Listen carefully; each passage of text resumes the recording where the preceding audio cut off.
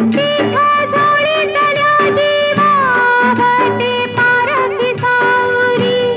अभिषेकात घामाच्या आस देवाच पूजन. पीक हालती डोलती जणू करती भजन. गावा जोंधळ्यात वाजून चांदील काकते. जशी चांदील काकते कपाशी फुलते. काळ्या मातीत मातीत टिपण चालते. टिपण चालते टिपण चालते.